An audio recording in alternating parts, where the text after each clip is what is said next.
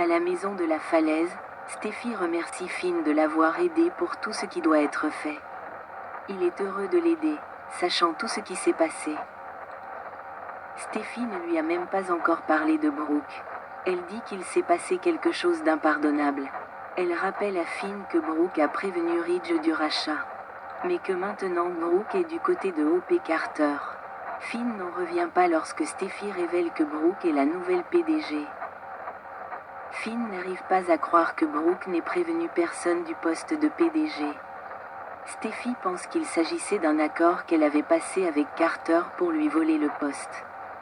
Finn ne comprend pas pourquoi Brooke soutiendrait O.P. Carter, sachant qu'ils ont tort. Steffi pense que Brooke sait que c'est mal. Mais elle profite de la situation et continue de manquer de respect à Ridge. Finn fait un massage à Steffi, espérant que cela l'aidera à se détendre. Elle dit que son plus gros problème s'est peut-être effacé d'elle-même, en faisant référence à Brooke. Elle dit à Finn que Ridge reste chez Eric parce que Brooke ne veut pas chasser Hope de la propriété. Steffi n'arrive pas à croire que Brooke n'ait pas encore parlé à Ridge. Et il semble maintenant que Ridge en est fini avec elle. Steffi espère que Ridge comprendra que son véritable amour est sa mère. Steffi dit à Finn qu'elle veut que ses parents aient un lien fort et soient heureux. Elle sait que Ridge n'aura pas cela avec Brooke, mais il peut l'avoir avec Taylor. Chez Forrester, Zund veut comprendre le plan de Brooke. Elle affirme qu'il s'agit de l'entreprise d'Eric et qu'elle fera tout son possible pour la remettre entre les mains de Ridge et Steffi. Brooke demande à Zund de garder le silence, lui faisant promettre de ne rien dire à personne. Il assure qu'il fera tout pour l'aider dans son projet. Elle espère pouvoir convaincre Carter de déposer à nouveau les papiers de la SARL, puis récupérer l'entreprise d'Eric et permettre à Ridge et Steffi de retrouver leur poste.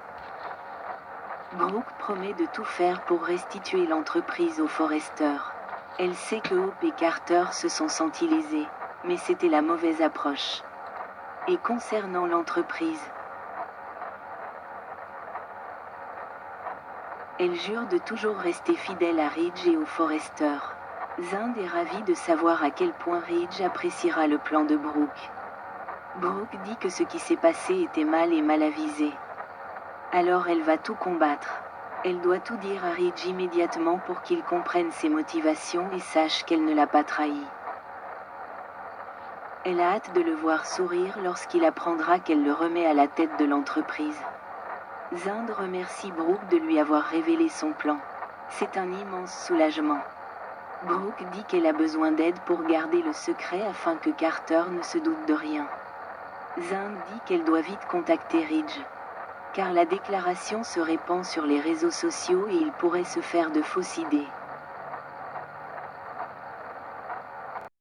Au manoir Forrester, Ridge confie à Taylor qu'il défend Brooke depuis si longtemps. Il est contrarié que Brooke ne l'ait pas soutenu après le vol de l'entreprise et l'ait poignardé dans le dos. Il sait que Taylor a toujours été là pour lui et pense qu'elle a peut-être raison à propos de Brooke. Ridge confie à Taylor qu'elle est arrivée à Los Angeles au moment où il avait le plus besoin d'elle. Taylor pense que c'est l'inverse, et qu'elle est revenue à temps pour qu'il la sauve. Ridge dit que perdre son meilleur ami était déjà assez dur, mais ce que Brooke a fait était trop dur. Il ne peut plus supporter ça avec elle. Il dit à Taylor qu'elle avait raison depuis le début.